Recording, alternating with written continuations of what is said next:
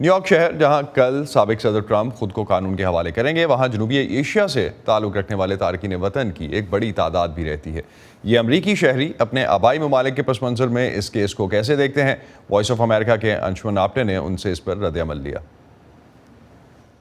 ये इतने दिन से केस चल रहा था, मगर अब आ रहा है जब इसने ट्रंप ने अपनी है ना प्रेसिडेंसी डाली है, तो ये अब केस सारे ना निकल रहे हैं। तो मुझे लगता है कि ये कुछ हद तक तो ये कॉन्स्पिरेसी है कि इसको फंसाने की कोशिश भी की जा रही है। It's finally good that some accountability is. अच्छी बात है कि आखिरकार उन्हें जिम्मेदार ठहराया जा रहा है। अब मैं ये यकीन से नहीं कह सकता कि यह इल्ज़ाम साबित होकर उन्हें गुनहगार ठहराया जाएगा या नहीं, लेकिन ये अच्छी बात है कि इन मामलात पर बात तो शुरू हो रही है।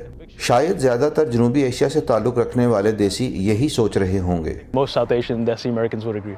प्रोपोगंडा है जी, उसको बदनाम करने का। Trump is good. मेरे ख्याल में उसको साबिक सदर होने के नाते और उसकी जो परफॉर्मेंस है एज ए प्रेसिडेंट, उसको देख के उसको थोड़ा सा रिलीफ मिलना चाहिए था।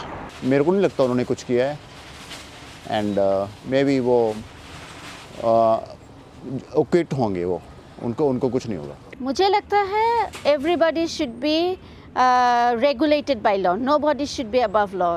इसका मतलब ये नहीं आप प्रेसिडेंट हो गया, आप जज हो गया और आपको कोई छू नहीं सकता। लॉ सभी को छू सकते हैं। इंडिया में तो मुमकिन है, इंडिया में तो लॉ जो जुडिशरी है वो बहुत स्ट्रांग है, वहाँ तो हो सकता है। आई डोंट थिंक ये हो पाएगा हमारे मुल्कों में। क्यों? हमारे मुल्कों में जो डेमोक्रेसी है वो फ्यूडल्स, कैपिटलिस्ट और ये उनके हाथ में है। जो बड़े बड़े लोग हैं, जागीरदार हैं, फ्यूडल हैं, ये सब को बिजनेसमैन, ये उनके हाथ में। और वहाँ उसी का लाज चलता है, माइट इज़ राइट।